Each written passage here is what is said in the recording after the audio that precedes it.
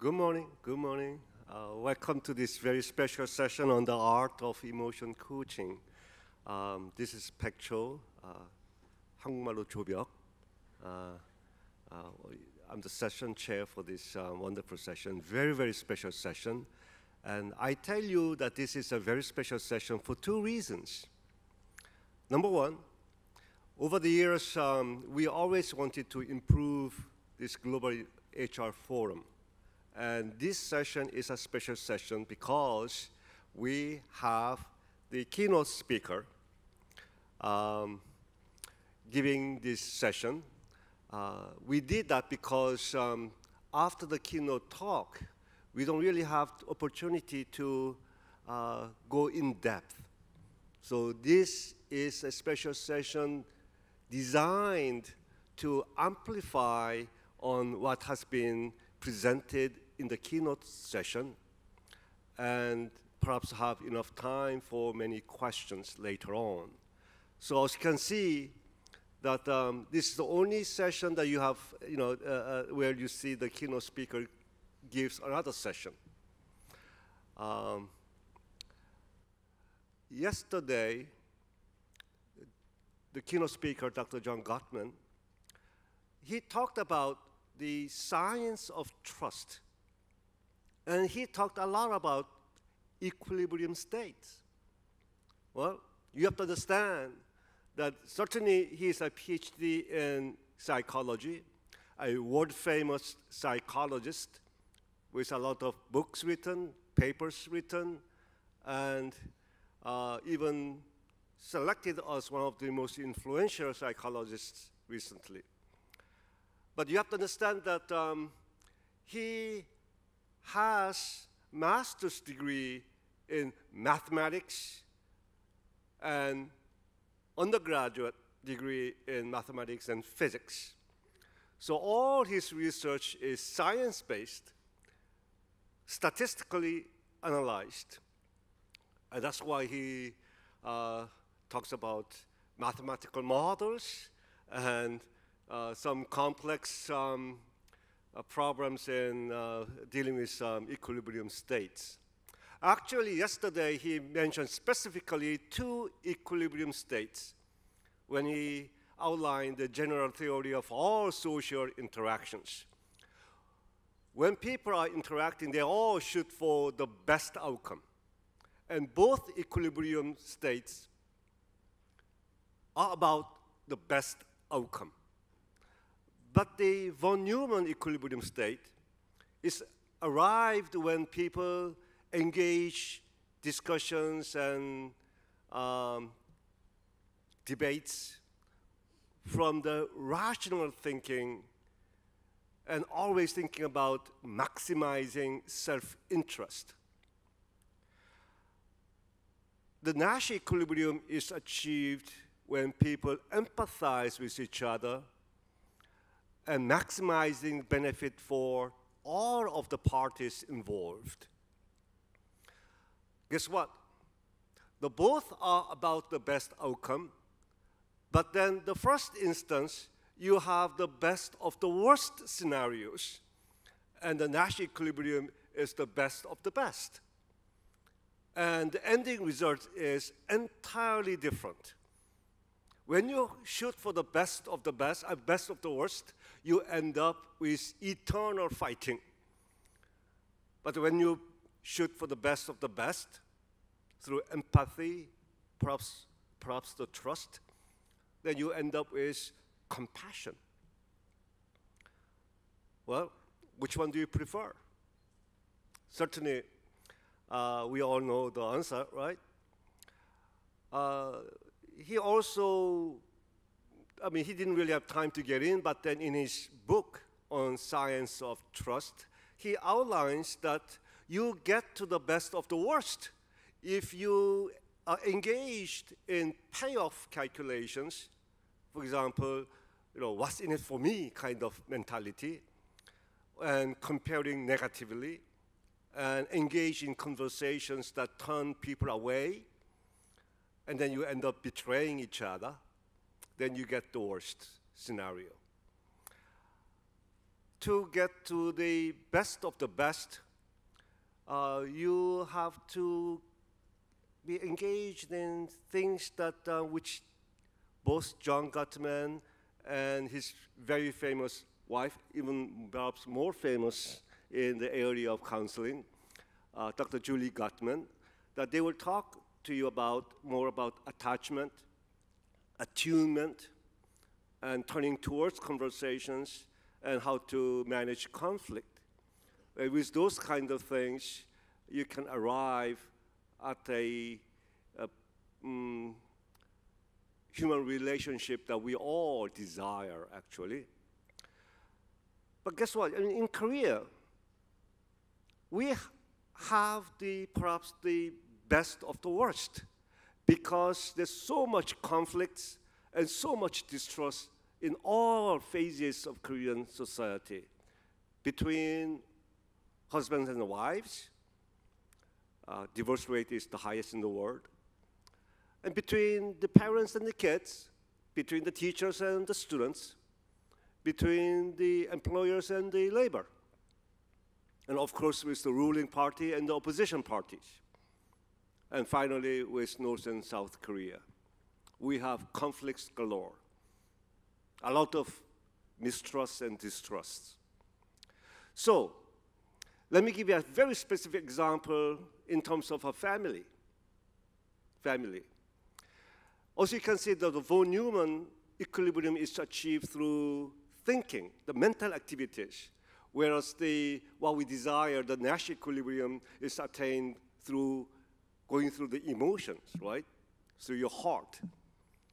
And if you look at that, the comparison, the contrast, using an example of the parenting, you will see that many, many Korean parents want their kids to get the perfect grade in college entrance examination. They all want you to go to the very famous colleges. Had somebody said that when they first received the gift from the God, namely the baby, we will all say that they must be crazy. Because at the very first moment, we knew exactly what we wished and hoped for our kids. We all want them to be healthy and be happy. So what happened? There is this disconnect. Mind and heart, the head and heart, the reason, the logic, and the emotion, they are disconnected. So, I think today you will hear something extremely worthy of your time, namely, how do you build enough trust such that you end up with the best of the best scenario. So they will talk about the emotional attunement and emotional coaching. So without further ado, I will go back to my seat and we'll introduce our speakers a bit more. Thank you.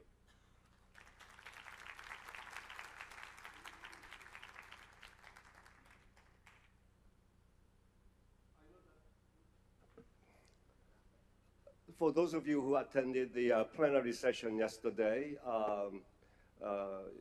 John Gottman was introduced, and you know who he is.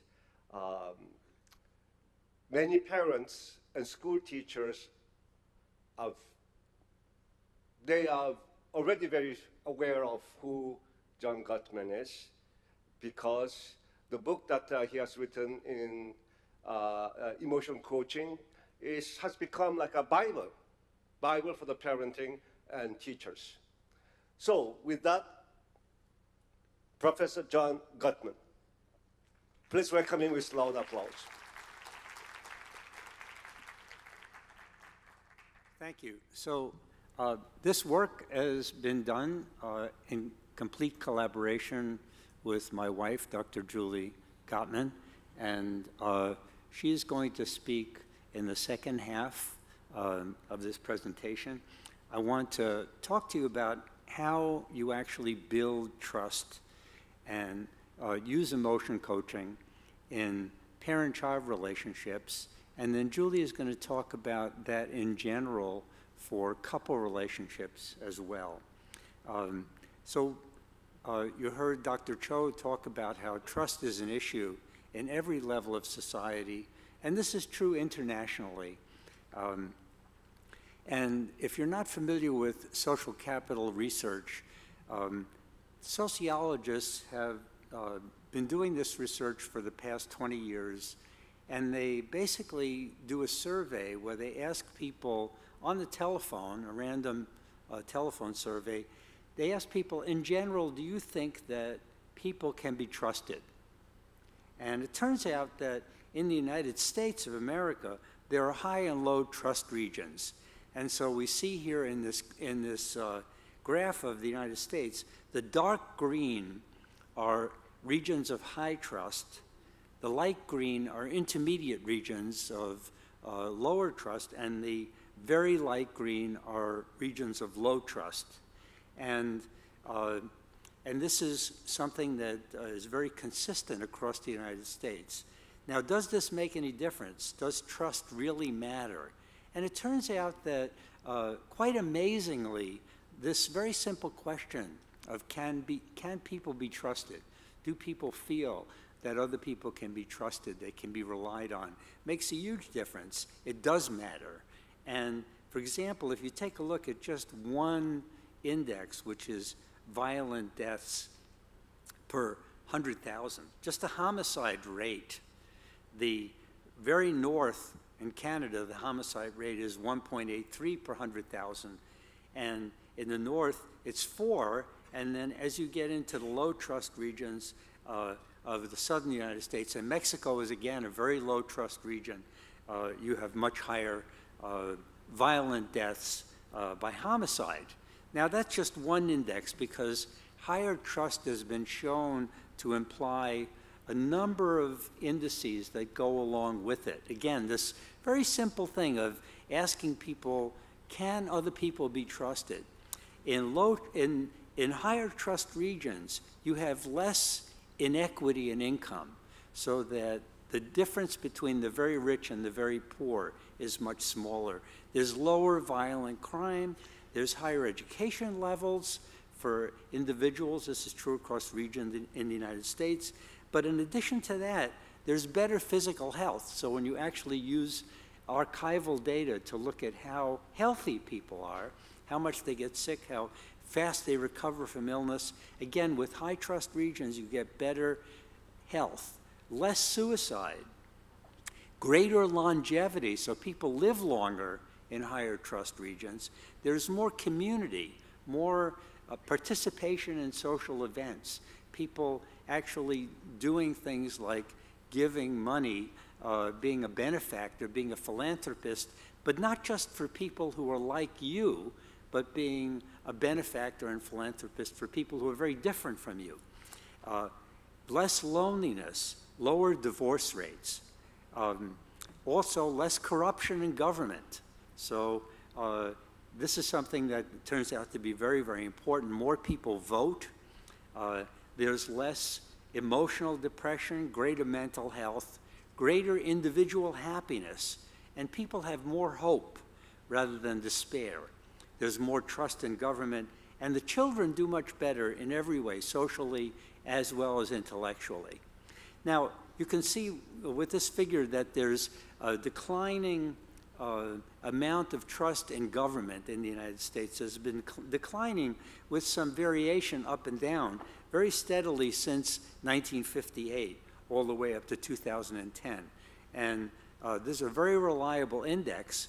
And this is an index that goes along with that, because if we look, starting in 1960, community has dramatically declined in the United States since 1960.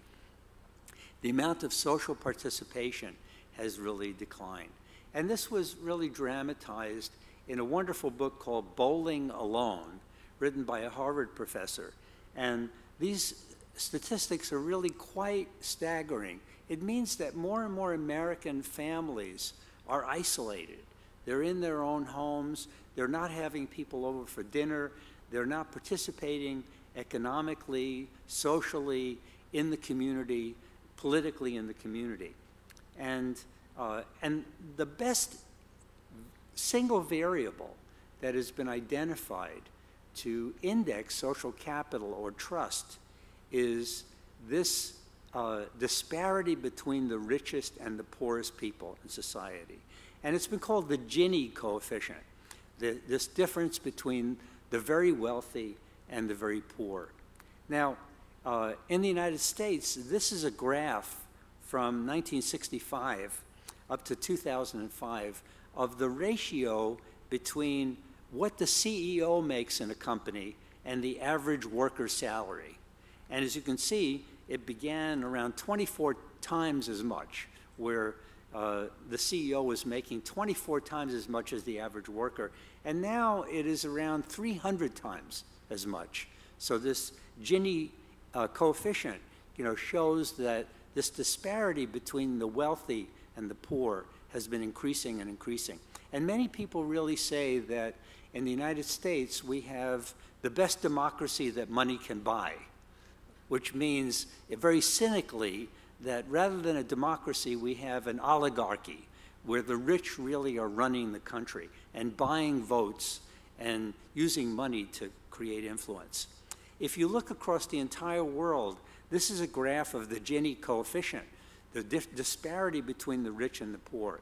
Korea actually comes out quite well in this graph. The darker the color, the higher the coefficient is. And you can see, for example, in Brazil, this is a very high coefficient, this Gini coefficient. And in certain parts of Africa, South Africa, very high disparity between the rich and the poor. Now, it turns out that this Gini coefficient actually predicts economic development in the future. And it's very hard to predict economic development in the future, but this disparity between the wealthiest and the poorest really is an index of decline in economic development. And the smaller the Gini coefficient, the higher the amount of trust is, and the prognosis for the economy, the world economy, the economy in that country turns out to be very, very predictive. And to give you an idea of the difference across countries, in Norway, 65% of people say they trust people in general. And in Brazil, it's only 2%.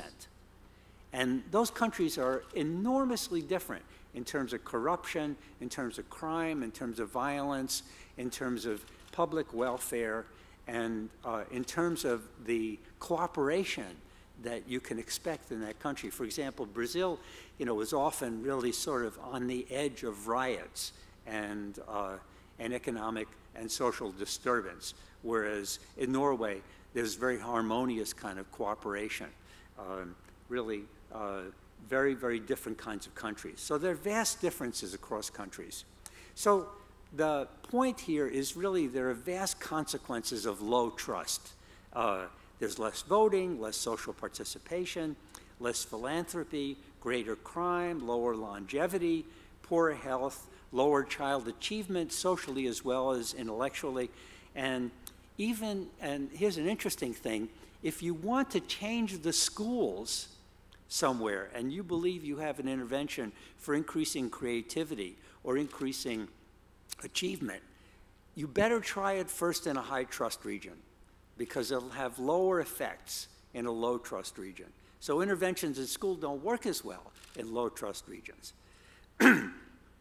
Again, greater income gaps between the rich and the poor. So this is very interesting to me, I think, is really when countries care about their most disadvantaged people, when they care about the welfare of the poorest people, then the economy does better. It's really enlightened self-interest. This is really the Nash equilibrium. When you care about other people, not just yourself, you wind up really benefiting everyone. It predicts economic growth in the future. It implies all of these things. So trust is really about caring about other people's welfare. And so we can really say that compassion is ultimately very smart, right? It benefits everyone to care about other people, not just care about yourself. And I think this is a very, very important conclusion. Well, okay, so how do you build trust? How do you build trust in families? We now have some idea how important it is, but what is it exactly? How do we really look at it? And what we've discovered in our research is that there were two kinds of parents, and this was really discovered in the United States in very small regions like the Midwest and in Seattle, and and the question is, what did we find, and does it generalize? And I think you'll find it very interesting that these things that we found about different ways of parenting turn out to generalize all over the world. Very much like this trust index really does generalize to all human societies. We noticed that there were emotion-dismissing parents, basically parents that didn't notice small emotions in themselves. They ignored their own sadness. They ignored their own fear. They ignored their own anger. They toughed it through. They tried to really ignore these emotions.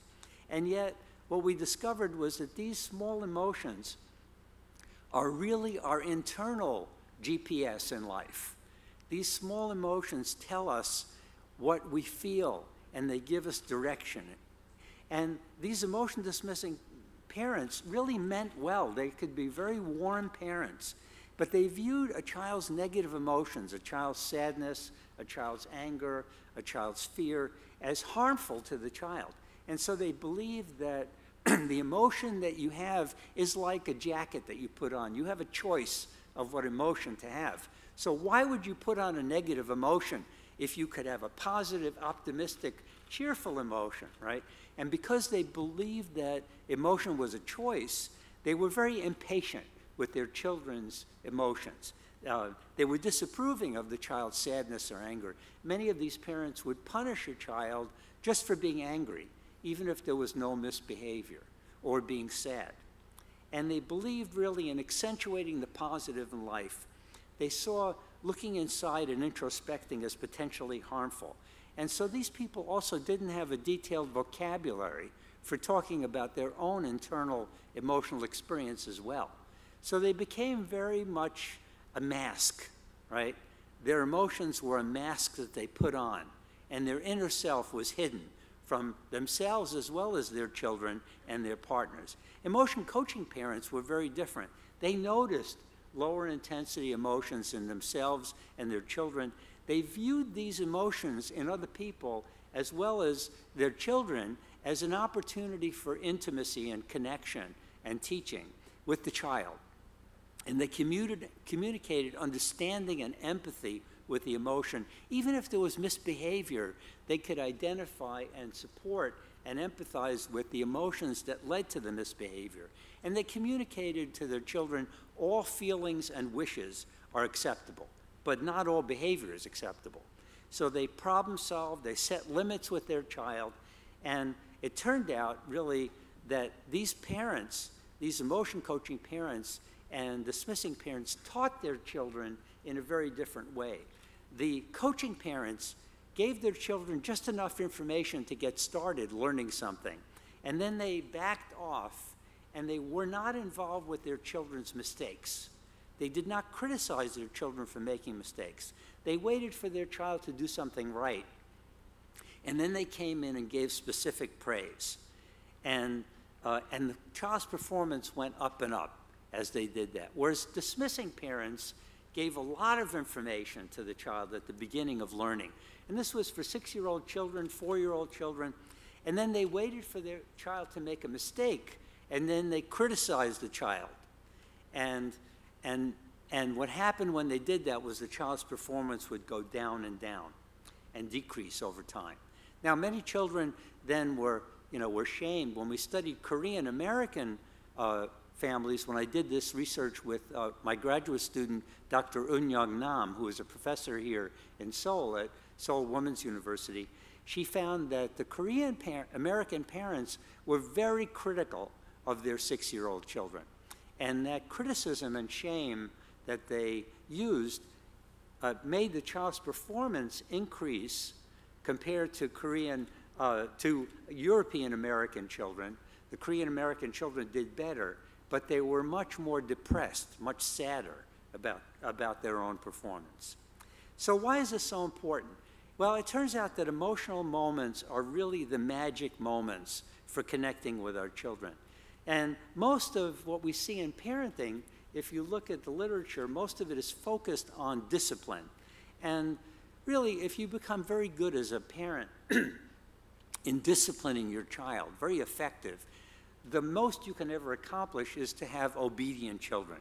And, you know, we all want obedient, cooperative children. That's very nice and pleasant for a parent to have a child who is cooperative. But we want so much more. We want our children to be creative. It's been a focus here in this conference, this HR conference, on child creativity. We want them to be able to think for themselves. We want them to be compassionate. We want them to live lives filled with meaning, to be moral people, to fulfill their potential, to be proud of themselves but not boastful, to have passion, to have interest, to know themselves, and much, much more. And the basic finding is really that you cannot accomplish that with great discipline.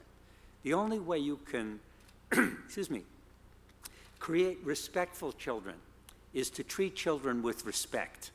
When you treat children with respect and you realize that children are very aware of the fact that they are short, that they are small, and they have a heightened sense of dignity, a heightened sense of fairness. And when they're treated with respect, when adults listen to them and honor them and understand their feelings, you create a responsible child, not by giving them chores and shaming them for not doing the chores.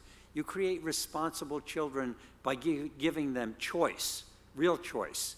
And of course, children often make childish choices. That's what it means to be a child, and to have lenience for mistakes. Children who are treated and listened to with honor and respect turn out to have honor and respect. So what is emotion coaching?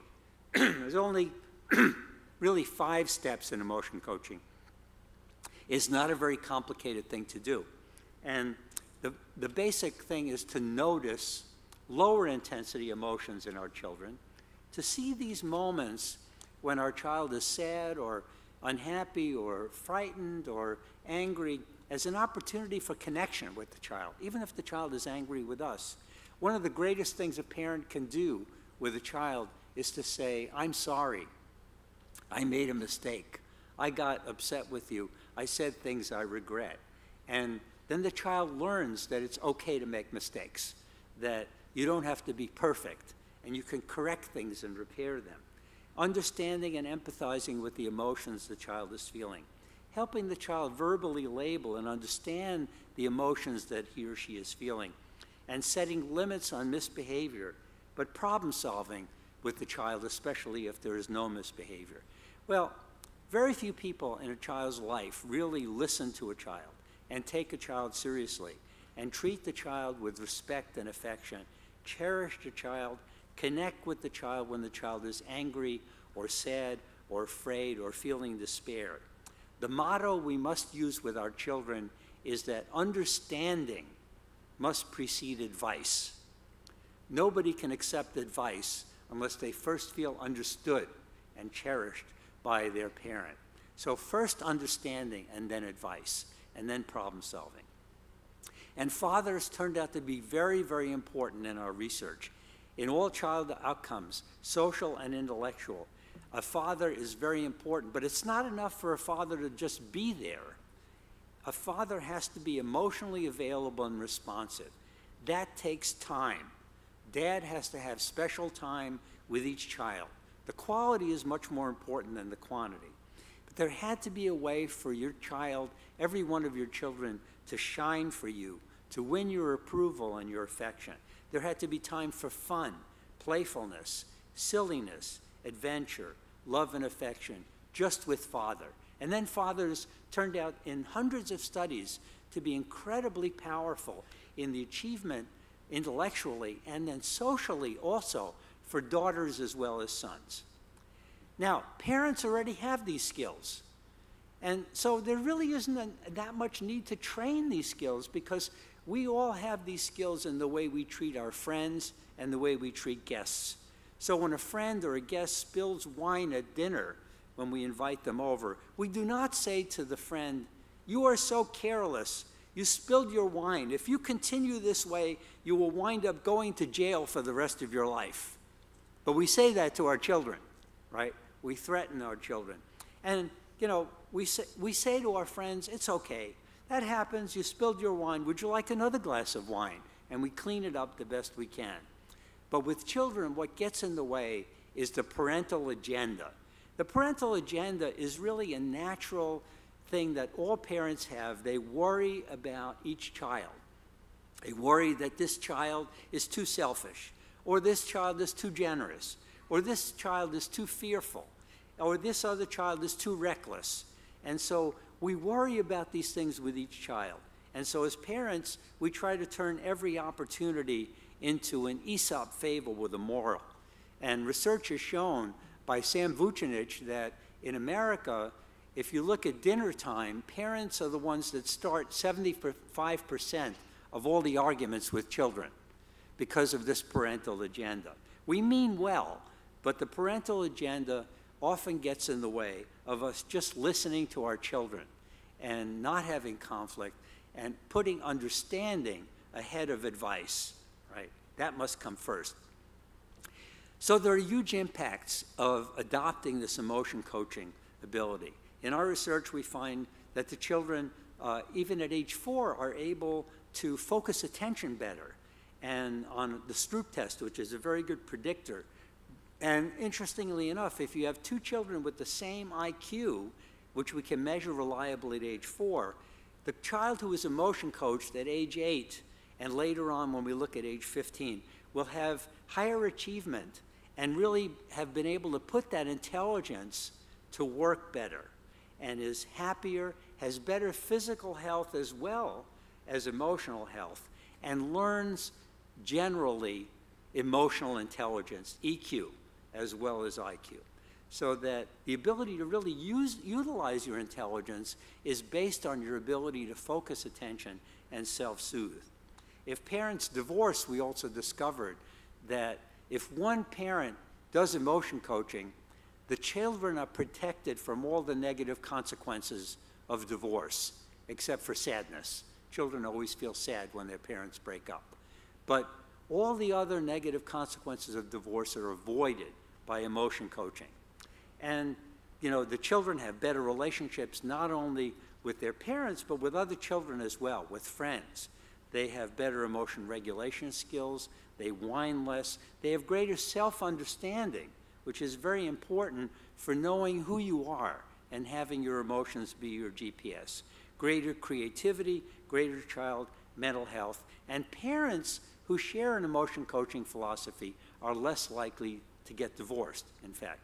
Emotion coaching works everywhere on the planet. Sophie Havighurst in Melbourne in Australia has done 3 randomized clinical trial studies across, looking at from very young children to teenagers.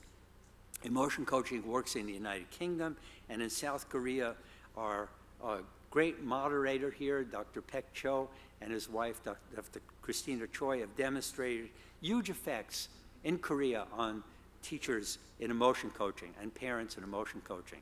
Children are the same everywhere on the planet, and emotion coaching is what they need. And Julie is now going to talk about generalizing emotion coaching to marriages in general. Thank you.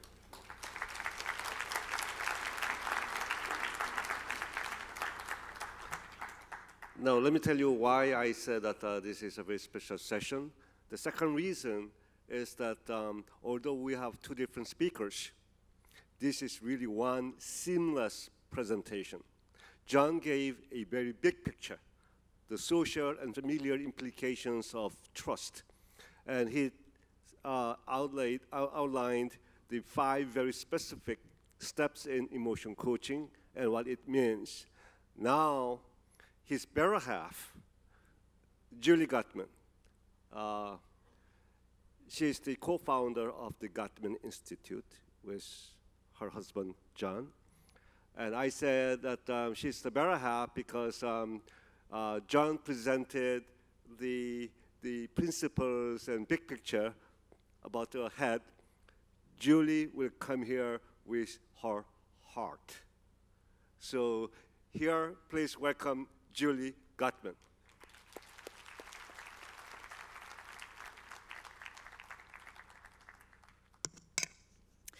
Okay, so we've been hearing about children, but how are children made? It takes parents. How do parents connect with one another? Makes a huge difference in the welfare of the child.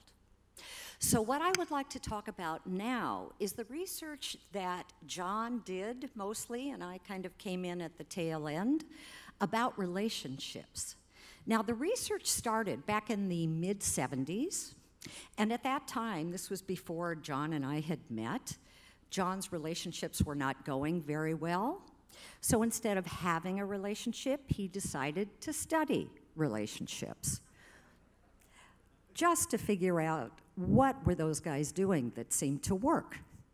So over the course of many years, he studied over 3,000 couples. And the way he studied them, from newlyweds all the way to couples who had been married as long as 50 years, was to bring them into a lab. He would ask them to discuss a problem, try to solve a problem as if they were at home, and also discuss the events of the day. How did your day go, dear? These couples were followed for as long as 20 years. How were they measured? They were measured by videotaping them, so videotaping every single interaction they had, and analyzing the videotapes 1/100th of a second by 1/100th of a second. Imagine that. How would you feel being watched like that? It was an amazing experience to have. Their facial emotions were coded. The content of their talk was coded. In addition, they were wired up to measure their heart rates, skin perspiration, how much they jiggled. They had on their chairs a little meter that was called a jiggleometer. How nervous were they? How much each one moved. Also, John developed on the campus of University of Washington an apartment lab. And this apartment lab was exactly like a bed and breakfast, a place where you might go on vacation. So it had a little kitchen, a couch. I got to decorate it, which was very exciting. And couples were brought into this apartment for 24 hours. They were told to do whatever they felt like doing. Watching TV, reading the newspaper, they would make their own meals, listen to music. It was exactly like a vacation, except that there were 4 cameras bolted to the walls, watching every single thing they did. Their urine samples were being taken to measure stress hormones. Their blood was being drawn to look further at stress hormones. There were people watching them constantly behind a one-way glass, but other than that, it was completely like staying in a hotel. And what we looked at then was what would happen to their relationships down the line, and what behaviors would predict whether or not these couples stayed together happily, stayed together unhappily, or ended up separating and divorcing. They were brought into the lab every 1 to 3 years for as long as 20 years. So here's what we found out. When we looked at all of the data, that 100th of a second by 100th of a second, what were they actually doing when they talked about a problem? What were they doing in the apartment lab in terms of responding to each other's needs? there were totally clear patterns that predicted whether couples stayed together or divorced.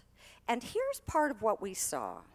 When couples were having a conflict, the couples that stayed together would have a ratio of 5-to-1 positive interactions to negative interactions. That was during a conflict discussion. During normal discussions, the couples who stayed together well had a 20-to-1 ratio of positive to negative. During conflict, the couples who were doomed, who ended up divorcing, had a ratio of 0.8-to-1, positive to negative, almost the same amount of positive to negative, but not nearly as much as the couples who did well, the couples that we call the masters of relationship. We also saw 4 very predictive behaviors of relationship demise. Here's what they were. Criticism was number 1. Criticism was taking a problem between them and blaming the problem on a personality flaw or characteristic of the partner, rather than describing yourself, describing your own feelings, describing your own needs. Instead, it was talking about the other person. That was criticism and putting them down. Now, how does one normally respond to criticism? You respond with defensiveness, right? You shield yourself from being attacked. The third big predictor of relationship demise was contempt. Now, what's the difference between criticism and contempt? Contempt has a little bit of disgust in it. Contempt is putting the partner down from a place on high, superiority to the other partner, and looking down on the other partner. And guess what we found? This was incredible. We found that contempt predicted not only the relationship going badly and ending in divorce, the number of times a listener, the partner who was listening, heard contempt from the other person predicted how many infectious illnesses they would have in the coming year. In other words, contempt predicted not only the relationship going badly, but the health of the partner going badly and getting worse. Interesting, isn't it? So contempt was an incredibly powerful predictor of all the health of both partners and the relationship. The last predictor we saw was stonewalling. And let me tell you what stonewalling is. Here's what it looks like. Let's say I'm listening and somebody is talking to me. John is talking to me and trying to get my response. If I was stonewalling, here's what it would look like.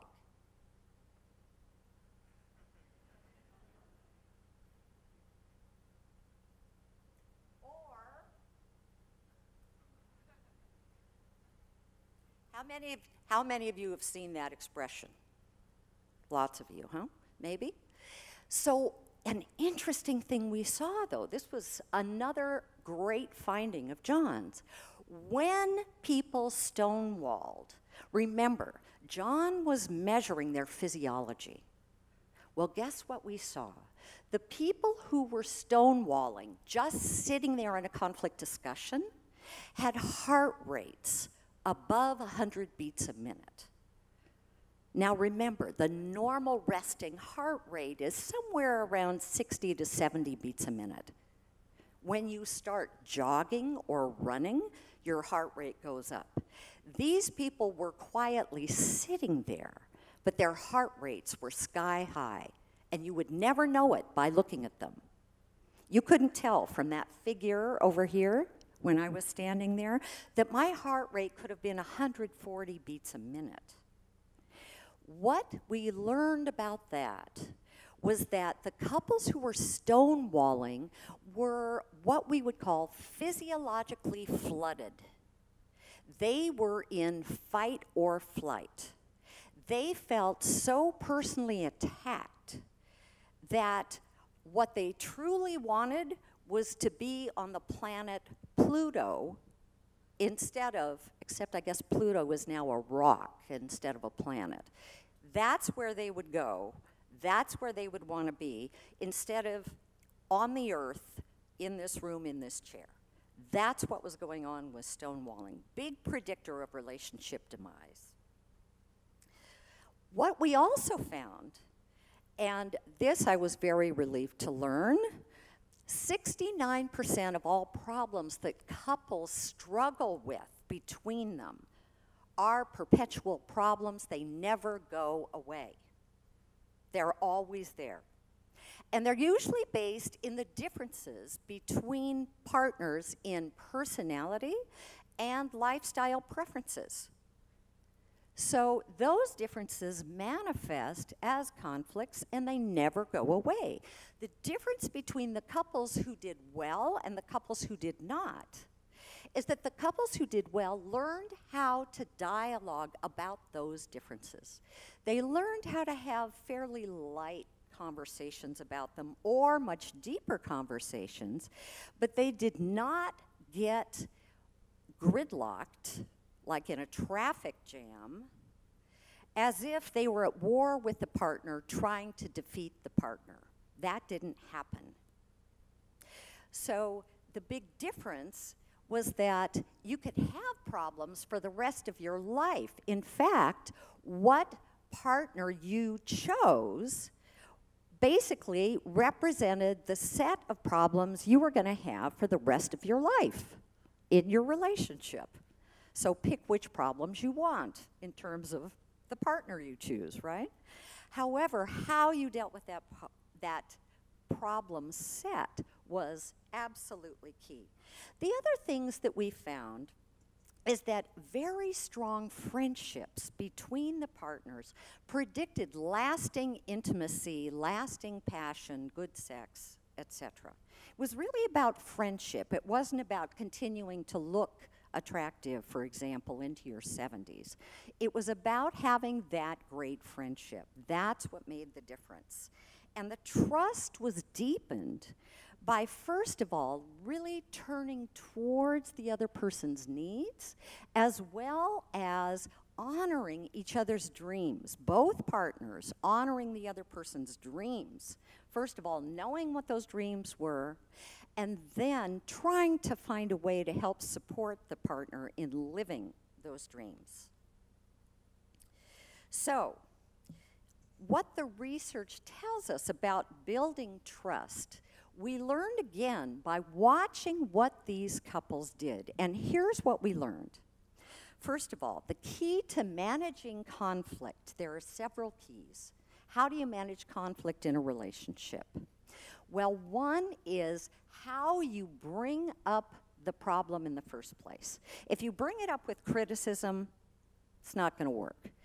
If you bring it up in a softened way, what we call softened startup, which looked like this: I feel, I'm upset, I'm stressed, I'm angry, I'm upset.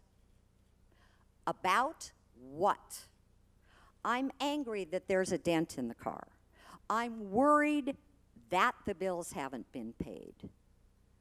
And then I need. Would you please pay the bills tonight? That's what I need. I feel about what I need.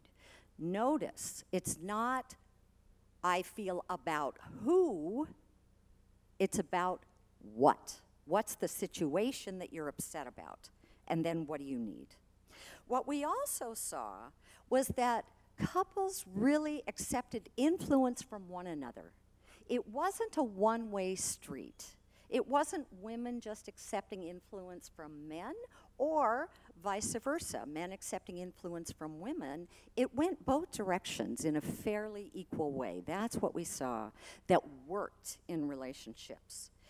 Also, notice this. It's interesting because I think this is a general human law. John talked about parenting and how important it is that understanding must precede advice. Well, guess what? We saw exactly the same thing in couples. Understanding the other person's position on an issue always preceded trying to come to a solution to a problem. They worked on understanding first, those couples that did well. Then they tried to find a solution. Part of that understanding was hearing the other person's dream within their position on an issue, and hearing some of the personal history that also informed that person's position on the issue. So here are some of the lessons that we learned. Conflict is inevitable. You're going to have conflict. If you don't have conflict, what you're likely to have is a more distant relationship, because you're not learning about the deeper needs of your partner that may be very different from your own. How the conflict is managed makes all the difference. So if you're managing conflict using criticism, defensiveness, contempt, or stonewalling, those predict, think about this, those predict with over 94% accuracy what's going to happen to the relationship 5 years down the road. 94% accuracy. We were able to see what would happen to a couple. And you could see this in basically 15 minutes. So we got to the point where the predictions we made about relationships were that accurate, 94% accurate, which meant that a lot of couples stopped asking us to dinner. That's how it goes. So trust is built when our partner's needs are as important as their own. Have you heard that theme before? Same thing. That's what we saw in these couples' relationship. Also, we learned that trust is built with transparency. What do I mean by transparency? Transparency is allowing somebody to see who you are. Not just to see the surface, not just to see your thoughts, but to see your heart. Now, one workshop that we did actually in another country was really interesting, and I think it really echoed the feelings of many partners who are struggling in their relationship. One gentleman, when I talked about being transparent, he raised his hand and he said, if I stop being defensive, I'm dropping my shield. She could throw her spear and kill me. That's how transparency felt to him. It felt like a death sentence. How sad. I said to him, but if you keep your shield up, you also block out the love she's trying to give you. That's the point. Partners come together because they're trying to love one another. And if you keep those shields up, if you keep yourself opaque so that the other partner cannot see who you are, they can't love you. They don't even know who you are. That was one of the things that we learned at a very deep level from the couples we were observing. Trust is about letting your emotions be transparent, letting your emotions be seen and heard, not just your thoughts, not just your behavior, but as Dr. Cho so wisely said, to see your heart. When emotions are shared also, here was an interesting thing we saw. It actually softened the listener. It created more empathy. So even if couples were locked in battle with one another, as soon as one started to really reveal his or her emotions, heart, feelings, personal history, trauma, pain, suffering, it softened the other person. It made the other person want to listen, want to care, which then in turn made compromise so much easier. Then they could work towards compromise. So let's talk about empathy. Empathy is our innate ability to feel what another person feels. It's the thread of our connection to each other, the experience of our world that transcends our own skin and binds us to another person. That's what empathy is. So you may notice when you have access to your own emotions and you're speaking with somebody who's sharing their emotions, you may find inside of yourself resonating emotion. And sometimes you may not even be sure whose emotions are you feeling, that person's or yours. They're the same. And that's the beauty of human connection. We also saw examples of emotion coaching in couples. We saw that when one partner shared emotions, the other partner saw it as an opportunity for greater intimacy. It didn't scare the listener. It drew the listener closer, providing an opportunity for intimacy. Remember, with emotion coaching, that's exactly what we saw between parent and child. Well, here also we saw between partners. Naming the emotions the partner was expressing was part of empathy. That's part of what we saw couples doing. That's part of emotion coaching. Saying things like, "Oh, you seem so sad. Wow, I can see why you'd be so irritated. Ah, I can see why you're furious. That would make me really angry too." So empathizing with the other person, validating their right to have that emotion, as opposed to emotion dismissing, right? Emotion dismissing would look like, "Oh, stop feeling that way. It's not a big deal. Don't worry about it. It's nothing. Everything will be fine. Don't worry." That's emotion dismissing. It's saying to the partner, your emotions are irrational, they're ridiculous, there's no reason for you to be feeling it. As opposed to emotion coaching, which is, no wonder you're feeling that way. I get it. And the beautiful thing about emotion coaching between partners is that it reduces stress. It reduces stress. Problem solving when one person is struggling with something doesn't reduce stress. For example, if I'm struggling with somebody at work and John tries to solve the problem for me, that doesn't reduce my stress. What reduces stress is to feel like your partner really understands why you're so stressed, which means you're not alone.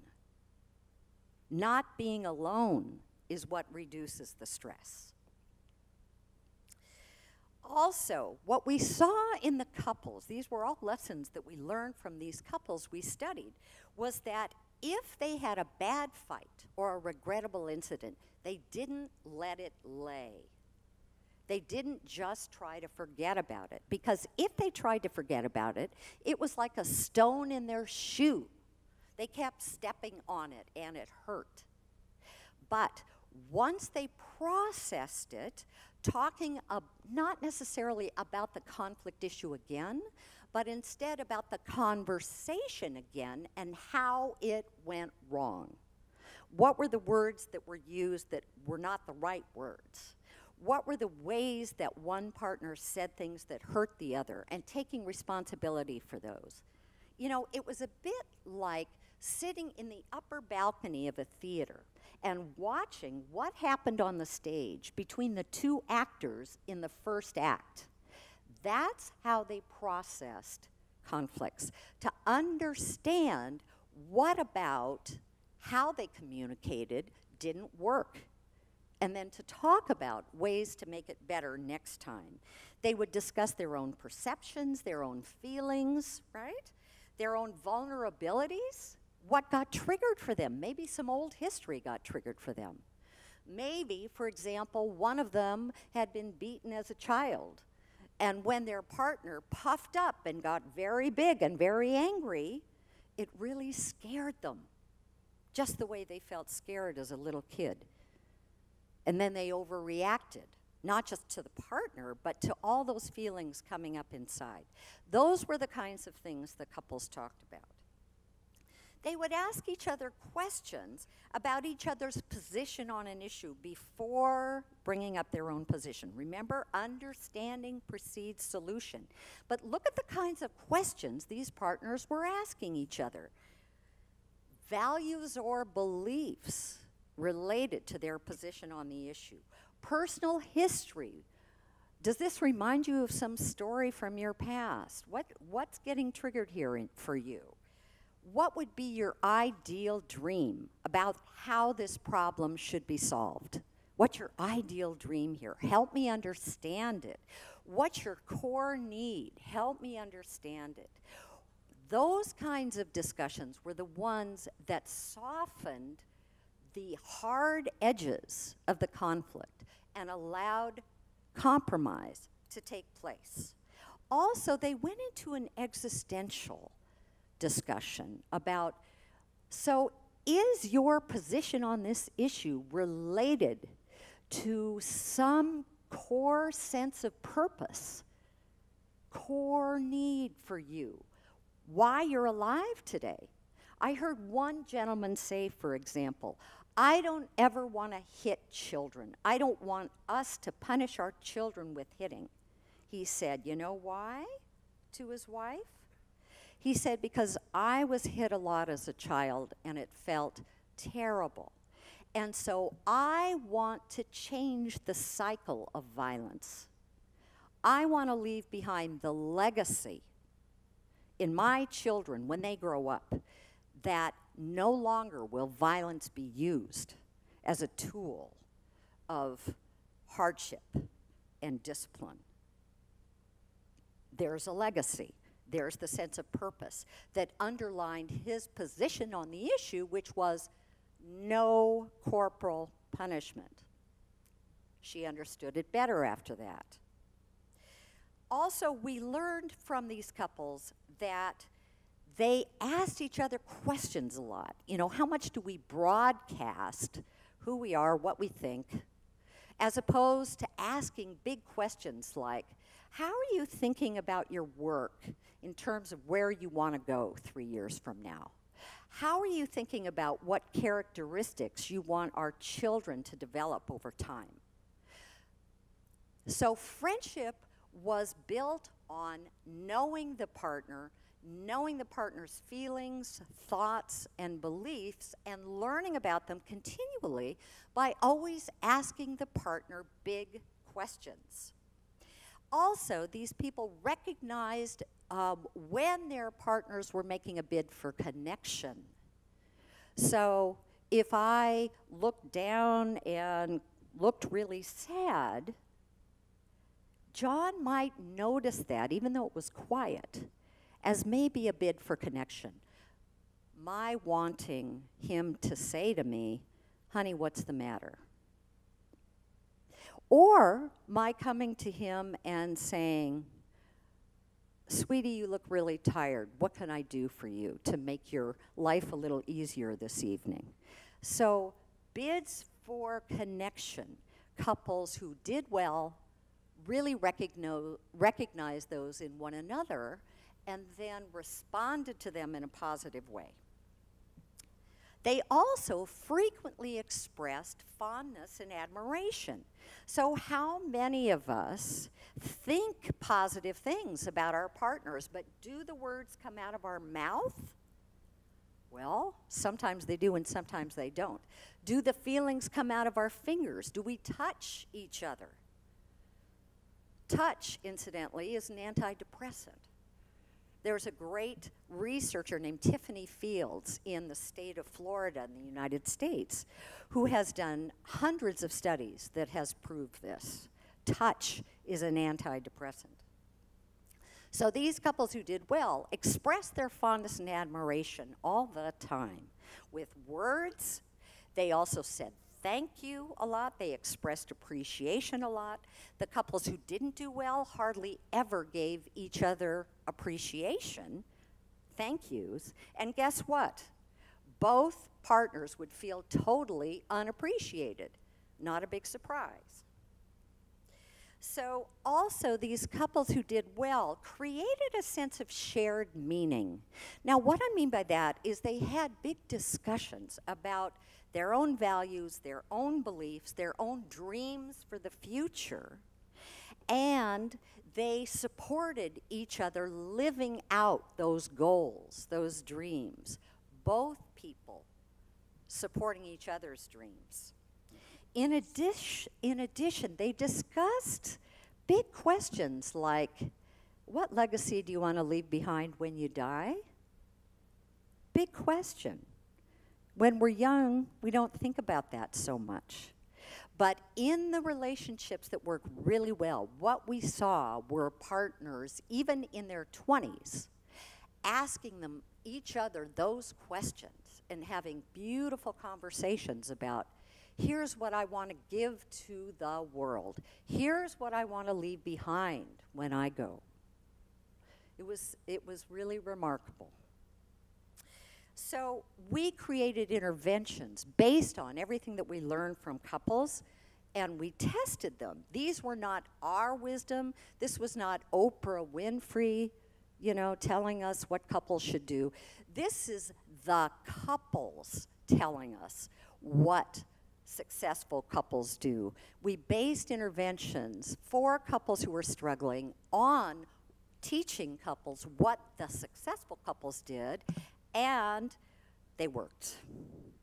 We also created a curriculum for couples in poverty that was tested in over 1,500 couples in 6 different states in the United States, and that worked too. And finally, we've also incorporated these interventions into a program for couples who are struggling with minor domestic violence. And we eliminated the domestic violence, as well as strengthening the satisfaction, happiness, and healthy interactions in those marriages. So, how do we put all of this together? Well, basically, remember, biologically, we are pack animals. What does that mean? That means without each other, we die. And that is the truth.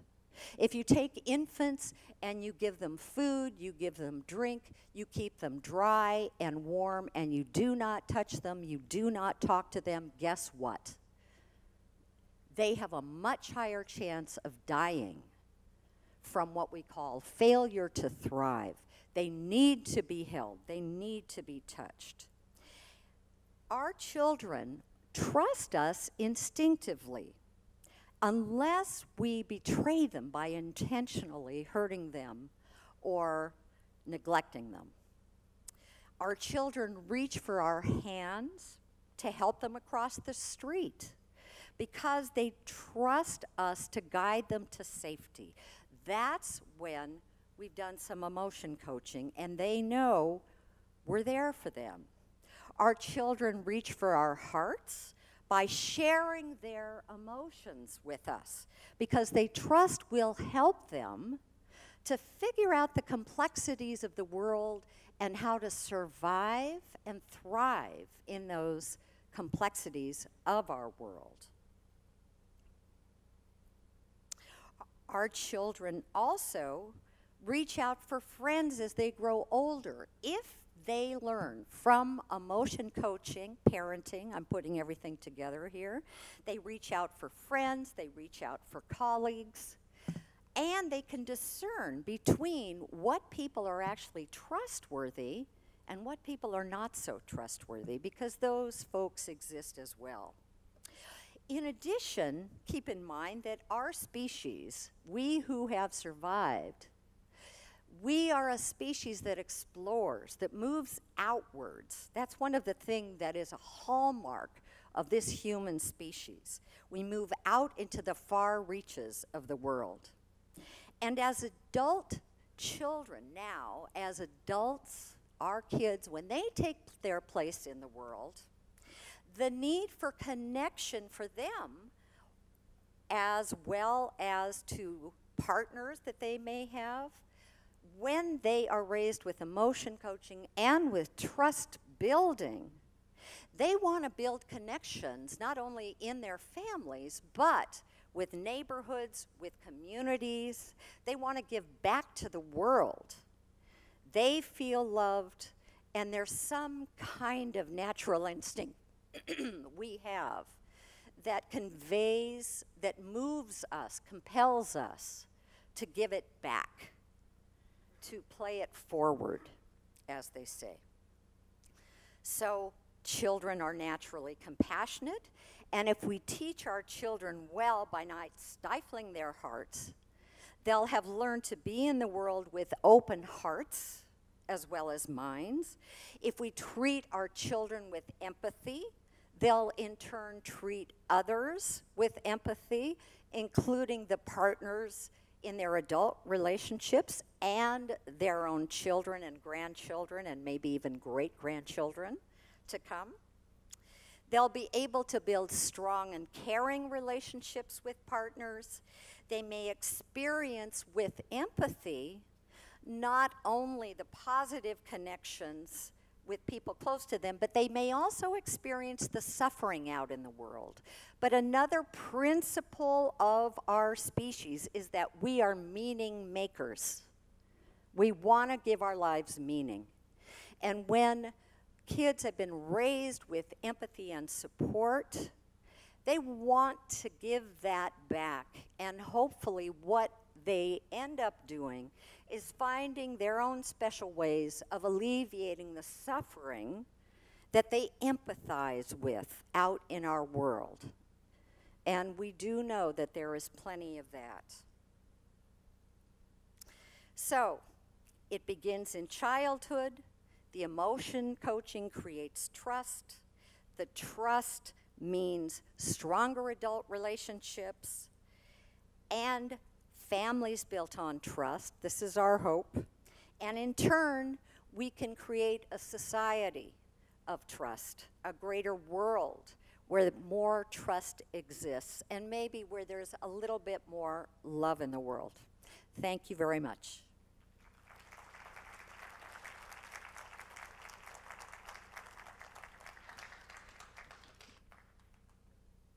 Thank you, thank you. 3,000 couples observed over 50 years. And you can predict whether marriage is in trouble, 94% accuracy. Wow. That's almost like Newton's law in psychology, isn't it? So if you scan the room, can you tell whose marriage might be in trouble? For example, is my marriage in trouble, you think? I think your marriage is perfect, Dr. Cho. I'm relieved. Thank you so much.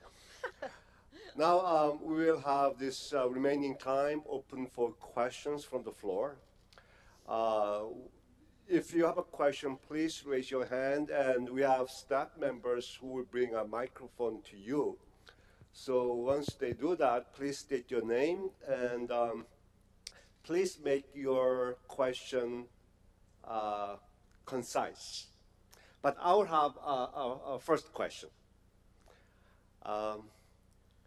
Both emotional attunement and emotional coaching, there is a condition that you have to see the emotion in a person rather than one's behavior first, that is. But over the years, parents and teachers were heavily influenced by behaviorism.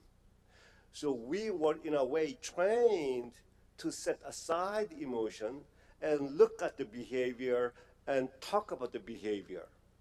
So how do we unteach parents and teachers to do away with the behaviorism and focus on emotion? I think part of it is helping teachers to be aware of their own emotions first. I think teachers want so much to help children.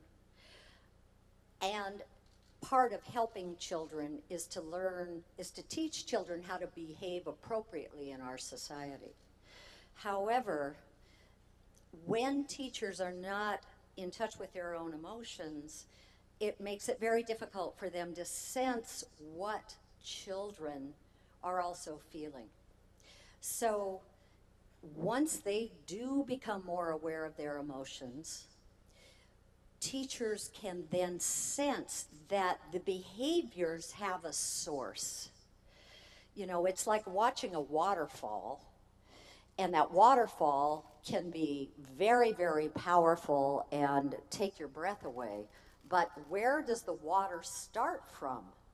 Seeing the source, seeing that bubbling spring of the water, tells you much more about what's happening inside the child. And when that teacher is able to empathize with the child and reach inside the child to basically drink from that stream inside, then the teacher can have a much greater impact that is positive and caring on the child to create change in that child. No, that was beautiful. Oh, where's that? Okay, so questions from the floor, please. Please pass the micro. Oh, a lot of hands. Okay, start. Anybody? You see the first person that you see? Yes. 감사합니다. 이렇게 좋은 말씀 해주셔서 감사드리고요. 그리고 저희 한국 같은 경우에는 과거 환경 경험이 그렇게 많이 좋지 않았던 것 같아요. 그래서 아픔이 많아서 어렸을 때부터 어느 정도 성인까지 적당한 이 격려나 사랑을 못 받고 자란 환경에서 이런 감정 코칭이 어떻게 적절하게 그 사람의 삶을 바꿀 수 있는지 그거에 대해서 좀 굉장히 궁금해요. 그런 경험이 없다 보니까 그런 거를 다시 이렇게 만들어내기도 힘들 것 같다는 생각이 들거든요. 그거에 대해서 좀 이렇게 여쭤볼 수 있을까요? So one thing about emotion coaching is that the important thing is really the desire to listen and to really ask questions that are not blaming, not why did you do that, but questions, you know, what did you feel? What's going on? What's happening for you?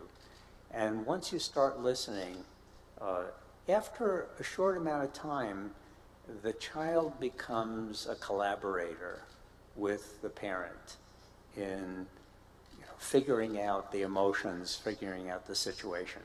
And so, you really don't have to do all the work. The child does almost all the work.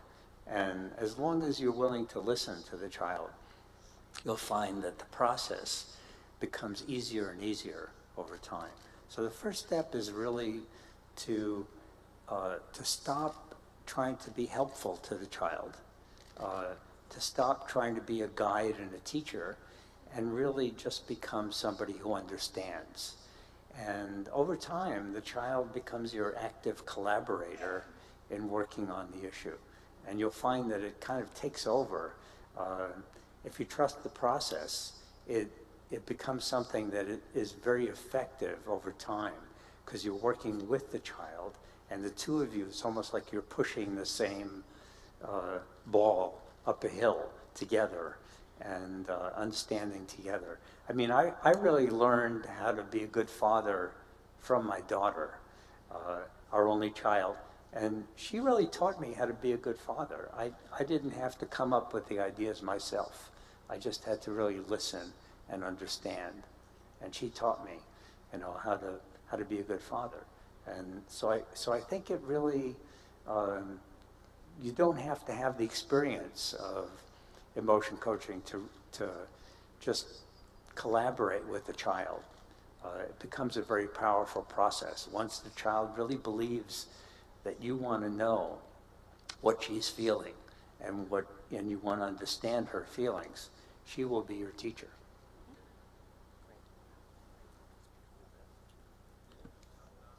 I have a short, quick comment. Emotion coaching is almost like riding bicycle. It's very difficult to start. You might fall left and right. But if you are persistent, and soon you will be able to ride and you will enjoy it and you want to continue and you will be really fine and do very well. It's learning like a bicycle, like a learning bicycle riding. Another question? Could you get the mic to the back? In the back? Yeah. Oh, yes, go ahead.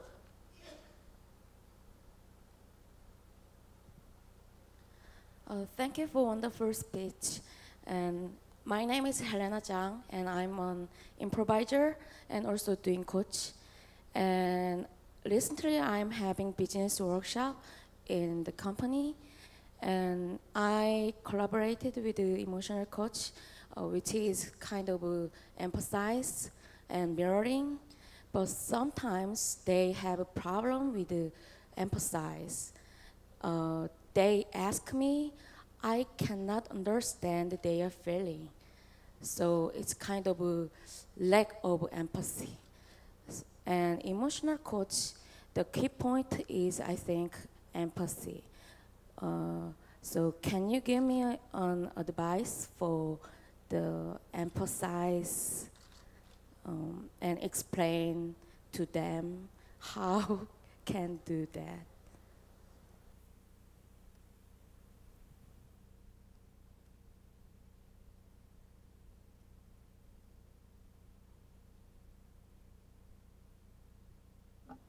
Okay.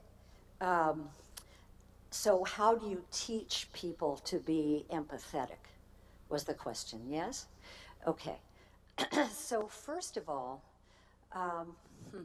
empathy is interesting. We're actually built to have empathy.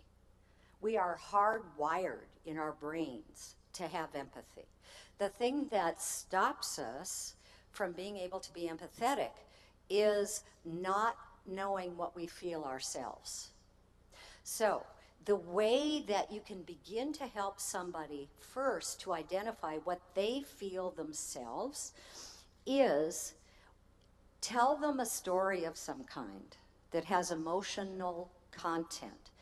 And first, ask them what they feel in their bodies. As they listen to the story, what parts of their body get tight? Does their gut get tight? Does their jaw get tight? Do they find themselves curling inwards? What is it that their body does in reaction to the story? And then, what is that body part telling them? For example, if they feel kicked in the gut, well, that's exactly what they feel. They feel kicked in the gut. They feel attacked. They feel like they've just had a blow to their gut. If their jaws get tight and they're clenching their teeth as they're listening to the story, they're probably feeling frustration and anger. If they find themselves curling inwards, they may be feeling sadness. So you help them first identify what's happening in their body, then give those feelings names. Help them to name those feelings. Then begin to tell them other stories, have them listen to other things, and just give the name to the feeling, rather than going through necessarily the physical part of the body first. Now they know. If their body is telling them this, they know what that is. It's sadness. Once they can identify their own emotions, then all they have to do is listen. That's it. We are mirrors for one another.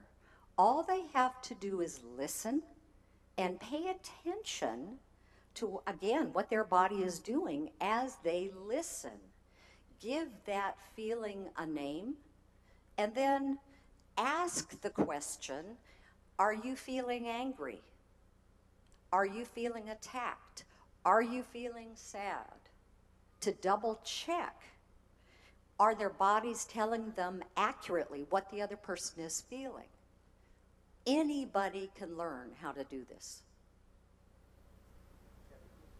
The big problem that parents have, I think, and teachers also, is that what gets in the way of them really listening to a child is their own agenda for that child.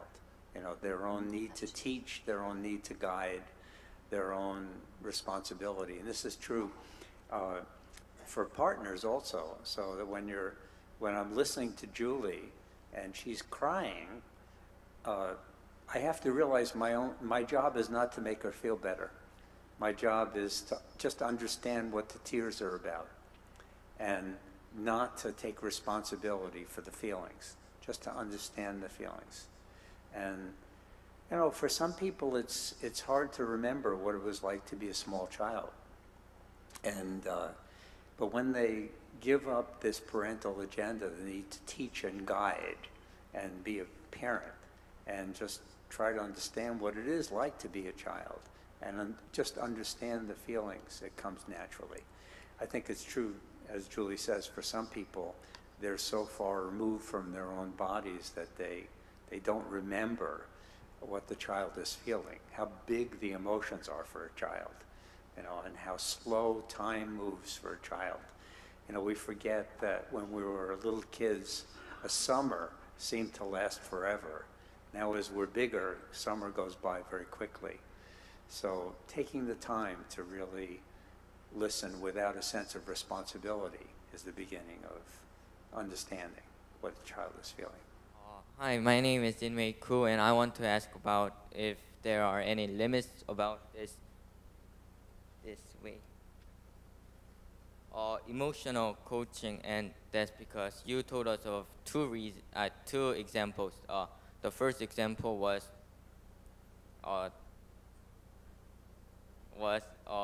having a child or make them learn, and the second example was relationship between partners. And I mean, this emotion coaching works on other relationships such as friendships or a relationship between a boss and a employee, and I'm curious about it.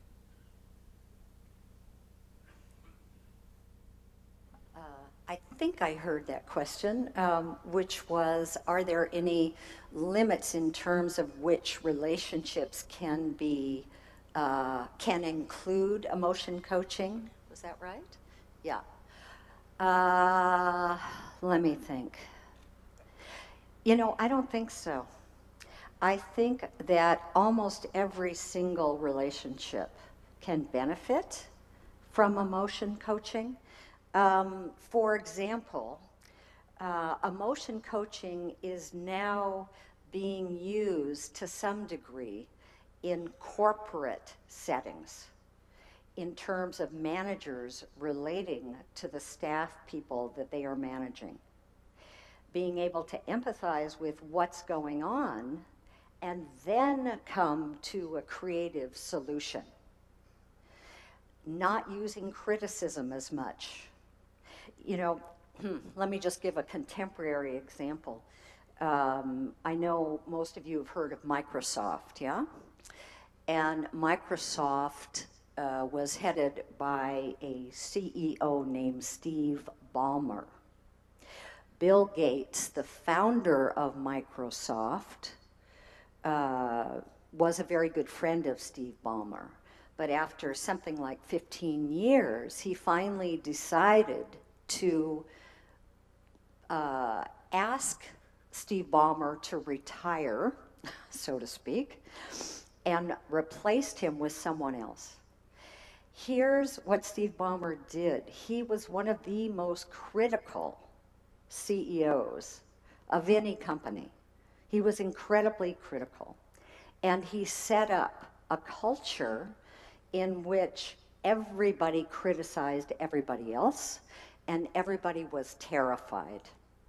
And many people thought that part of why Microsoft didn't do so well was because the culture was so critical that it stifled creative thinking.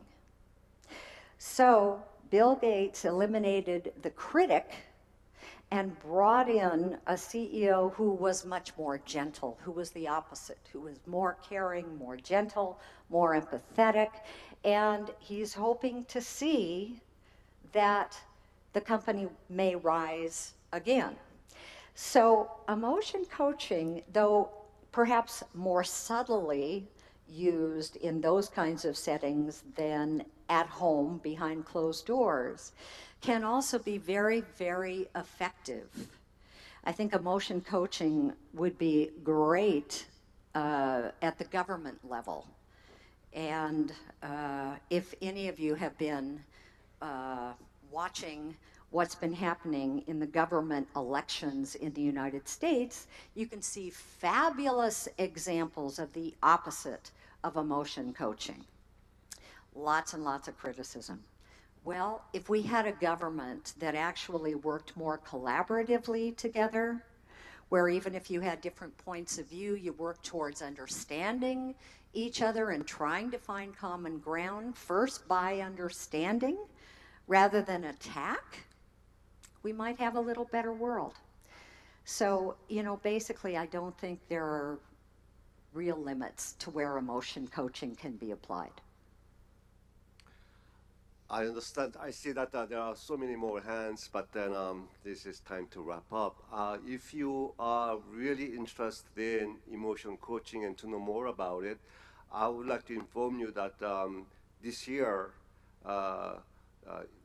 we have founded Association for Emotion Coaching, and in fact today we have a conference. So if you're interested in, please look up the Association for Emotion Coaching. I really appreciate our two speakers here, John and Julie Gottman.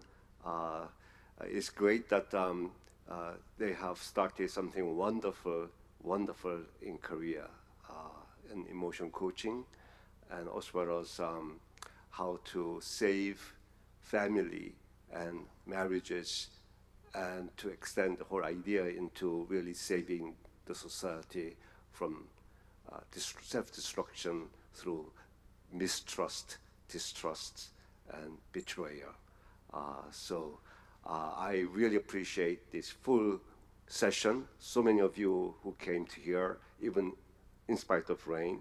So I appreciate all of you for coming. Thank you very much.